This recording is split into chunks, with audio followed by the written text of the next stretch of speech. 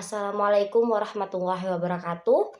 Saya Viva Azuhra, saya dari kelompok 1 ingin mempresentasikan hasil kerja kelompok kami yaitu tentang teori belajar humanistik. Saya di sini sebagai pemateri pertama. Saya sendiri akan membahas tentang pengertian dari teori humanistik itu sendiri. Teori belajar humanistik adalah suatu teori dalam pembelajaran yang mengedepankan bagaimana memanusiakan manusia serta peserta didik mampu mengembangkan potensi dirinya sendiri. Maksudnya dari teori belajar humanistik ini bahwa guru itu memiliki peran penting dalam pembelajaran ini, yaitu sebagai fasilitator untuk audiensnya atau siswa maupun mahasiswanya, untuk mahasiswanya itu dapat mengembangkan potensinya diri sendiri. Adapun sistem pendidikan humanistik menekankan pengembangan martabat manusia yang bebas membuat pilihan dan meyakinkan dan keyakinannya. Teori humanistik mempelajari perilaku belajar peserta didik dan mengembangkan potensi yang ada di dalam dirinya. Audiens ini atau peserta didik dapat dia itu mengembangkan potensi yang ada di dirinya sendiri. Sehingga guru sebagai fasilitator mengetahui apa sih potensi dari siswa itu ketika siswa itu sudah paham tentang teori humanistik ini.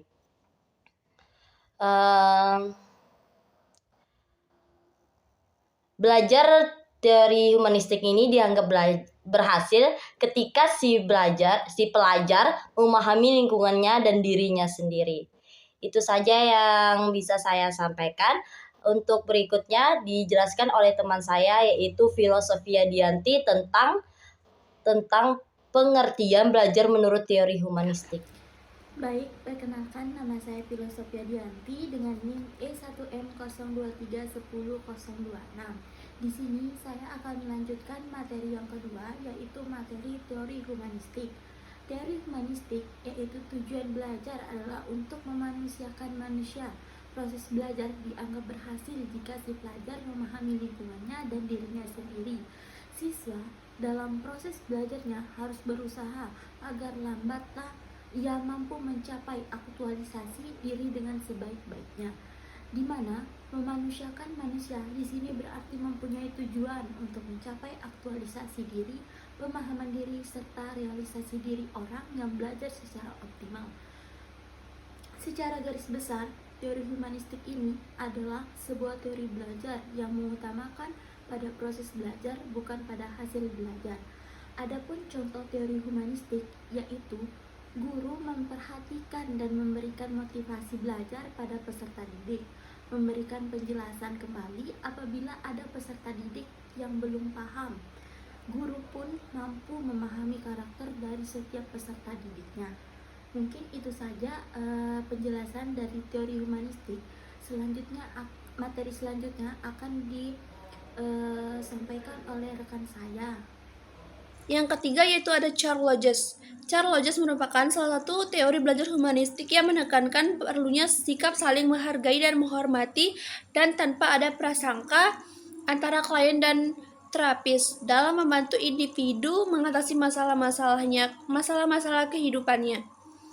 Carl Loges kurang menaruh perhatian kepada mekanisme proses pembelajaran. Belajar dipandang sebagai fungsi keseluruhan pribadi. Mereka berpendapat bahwa belajar yang sebenarnya tidak dapat berlangsung bila tidak ada keterlibatan intelektual maupun emosional peserta didik. Oleh karena itu, menurut teori humanisme, bahwa motivasi belajar harus bersumber pada diri peserta itu sendiri. Perkenalkan, saya Isrina Aurandini dengan NIM S1M023100049. Dalam video ini saya akan menjelaskan tentang materi kelebihan dan kekurangan teori belajar humanistik. Yang langsung saja ke kelebihan teori humanistik adalah diantaranya yang pertama, selalu mengedepankan hal-hal yang demokratis. Demokratis di sini maksudnya adalah selalu mau bersama-sama ke satu yang tujuan, tidak egois, kemudian partisipatif dialogis dan humanis. Dan maksudnya dialogis di sini mau diajak berkomunikasi dan berbicara dengan teman-temannya atau dengan guru-gurunya yang tidak pasif. Kedua, dalam pembelajaran peserta didik dilatih untuk saling menghargai. Dan yang ketiga, bebas berpendapat. Keempat, bebas mengungkapkan gagasan-gagasan dan ide-idenya. Kelima, melibatkan peserta didik dalam berbagai aktivitas di sekolah, baik di dalam maupun di luar sekolah. Keenam, muncul kekreativitasan dalam diri peserta didik. Ketujuh, semakin canggih teknologi maka akan semakin maju perkembangan belajarnya. Jadi karena semakin pesatnya globalisasi dalam masa modern yang sekarang ini kan, jadi semakin mudah siswa-siswa mungkin belajar lewat laptop, iPad atau HP-HP itu yang lebih memudahkan dia tanpa harus bertemu langsung dalam tidak perlu tanpa ada batas waktu dan jarak gitu loh. Jadi bisa lewat online dan diskusinya atau secara asinkronus. Dan yang terakhir, mendekatkan satu dengan yang lainnya. Jadi siswa satu dengan atau siswa dengan guru itu saling dekat satu sama lain, saling mau menghargai, saling bekerja sama. Kemudian ada kekurangan teori humanistik, diantaranya adalah yang pertama, teori humanistik ini tidak bisa diuji dengan mudah karena teori humanistik berkaitan dengan kehidupan kejiwaan manusia. Dan yang kedua, psikologi humanistik mengalami kebiasaan terhadap nilai-nilai individualistik. Jadi karena humanistik ini kan sangat dari kehidupan itu lebih mengedepankan siswa-siswa potensinya, jadi lebih ke individualis dari siswa-siswa itu sendiri. Kemudian ketiga, siswa yang tidak menyadari dan memahami potensi dirinya akan ketinggalan dalam proses belajar ini. Jadi siswa yang belum mengerti tentang dirinya, belum memahami dirinya, atau belum menemukan jati dirinya itu akan kesusahan belajarnya. Kemudian yang keempat, pendidik biasanya tidak memberikan informasi yang lengkap sehingga peserta didik kurang referensi dalam belajarnya. Akibatnya peserta didik tidak berkembang. Kelima, kebebasan yang diberikan terkadang disalahgunakan oleh peserta didik. Kadang kebebasan itu suka disalahartikan sama peserta didik. Jadi kadang kebebasan itu bisa mengarah ke yang negatif. Keenam, kecurangan peserta didik dalam pembuatan tugas yang diberikan. Dan yang terakhir, proses pembelajaran lebih difokuskan kepada pengembangan potensi yang dimiliki siswa. Jadi lebih ke kemampuan siswa itu sendiri, sehingga pengembangan intelektual atau kecerdasan intelektual yang mengedepankan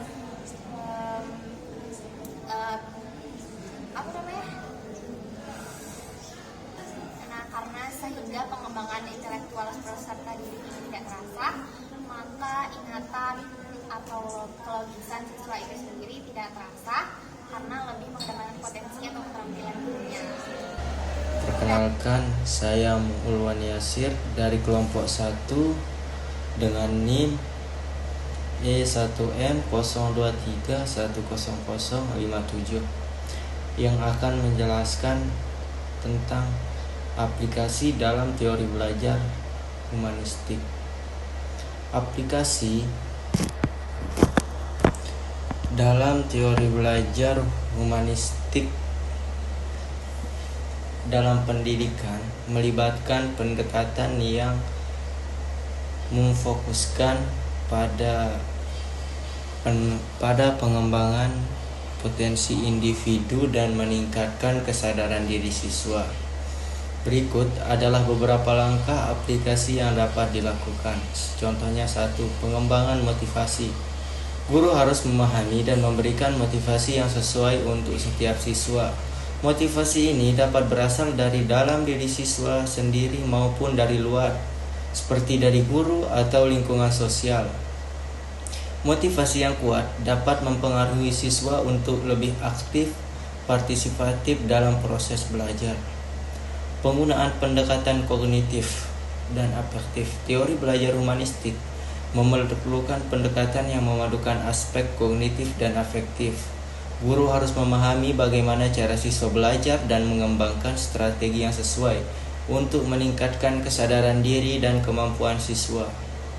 Proses belajar yang efektif harus melibatkan interaksi antara guru dan siswa. serta memungkinkan siswa untuk berpartisipasi secara aktif. Meningkatkan kesadaran diri. Teori belajar humanistik berfokus pada pengembangan kesadaran diri siswa. Guru dapat membantu siswa mengenali diri sendiri dengan potensi yang ada dalam diri mereka melalui berbagai aktivitas dan diskusi yang memungkinkan siswa untuk berbagi pengalaman dan pandangan mereka. Penggunaan sumber belajar yang bervariasi. Guru harus menyediakan sumber belajar yang bervariasi seperti buku, media visual, dan audio untuk memungkinkan siswa memilih cara belajar yang sesuai dengan kebutuhan yang mereka. Hal ini dapat meningkatkan motivasi siswa dan membuat mereka lebih aktif dalam proses belajar. Komunikasi yang baik. Komunikasi yang baik antara guru dan siswa sangat penting dalam teori belajar humanistik. Guru harus dapat memahami karakter setiap siswa dan memberikan bimbingan yang sesuai untuk meningkatkan kesadaran diri dan kemampuan siswa. Meningkatkan keaktifan siswa.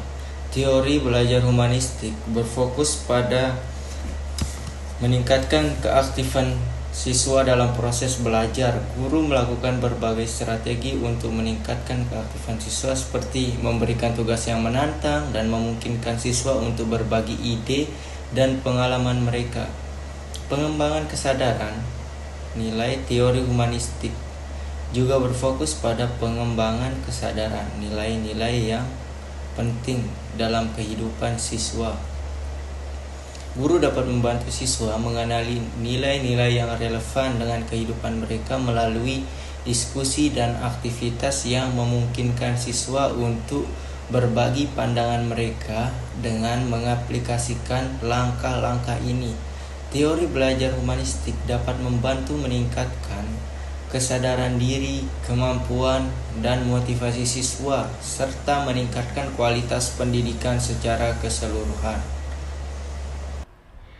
Baiklah, di sini saya akan menjelaskan tentang implikasi teori humanistik.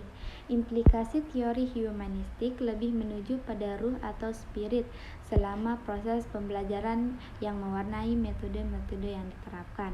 Peran guru dalam proses pembelajaran humanistik adalah menjadi fasilitator bagi para peserta didik, sedangkan guru memberikan motivasi, kesadaran mengenai makna belajar dalam kehidupan peserta didik.